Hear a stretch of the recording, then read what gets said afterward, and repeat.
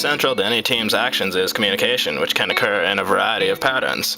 The communication climate affects the willingness of team members to participate, so optimizing communication in a team requires managing this climate.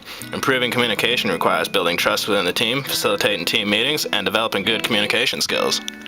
Three basic characteristics of communication are the sender, which can be affected by the sender's credibility and attractiveness, the receiver, which can be affected by the personal characteristics of the receiver, such as intelligence and language skills, and the message, which can be affected by level of sophistication, level of emotion, and aesthetics.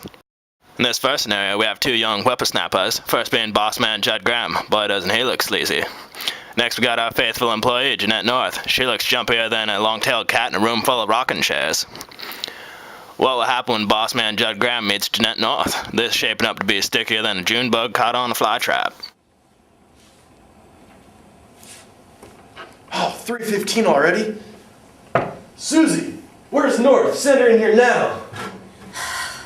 Not again.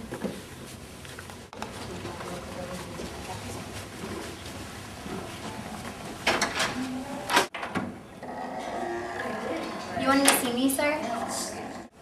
Take a seat. What time were you here this morning? I saw you come in late, right behind me. This is unacceptable. I know you've been doing this very often. No, sir. I was on time today. I came in through the front door. Coming in late is not going to help this company. But, sir, I didn't go to 2 years of junior college and inherit my dad's business just to let it go straight to hell. This is not going to work. Williams downstairs tells me you've been slacking. You're not even pulling your weight around here anymore. But, sir, I've been 15 minutes early to every meeting. Plus, I've been contributing enormously. What do you think I can do to improve? Don't you just appreciate a fine piece of art? What? Oh, sorry. Sometimes I just get pulled in. Oh, man. What were we talking about? I'm not here to listen to your excuses. You need to shape up or ship out. This is ridiculous. I could have you on the street in no time. But, sir, are you sure you have the right person? Can you check my file or something? Because I've overdone what you've asked me every single time. Nonsense! I know what I know. Now you better get out of my office before you lose your job. Thank you, Mr. Graham. I'll take all of that into consideration. Yeah, you do that, North. What we have here is sender error. Bossman Graham is neither credible, meaning that he has no perceived expertise or trustworthiness within his message, nor does he appear attractive within his message, that being not only his physical appearance, but also background, attitude, and the lifestyle that he leads. Now, I'm not sure about you, but I don't think I could trust this man more than a greased-up car salesman at a blind auction. And our poor employee, Jeanette, is forced to listen to this incoherent rabble-rousing and perceive it as any good employee might have to perceive it. The reception of this message is determined by the personality characteristics of the receiver, such as intelligence, language skills, and self-esteem. If the audience appears skeptical of the message, which she most certainly does, then the communicator must be more careful about how he or she frames the message, which Bossman Graham is definitely not. Now let's see what happens when an individual lacks the personality characteristics of a good receiver and the necessary skills of a quality sender. Alright guys, we've got the annual hot dog contest coming up in 2 days. We need supplies. What should we get? Hot dogs. Yes, Taylor, that's very good. What kind do you think we'll need, though? Pig. Okay, we'll be using pork then. Anyone else? What do we need? Jeanette? Well, we're probably going to need hot dog buns, so maybe sesame seed or just plain rolls. Oh, that's great.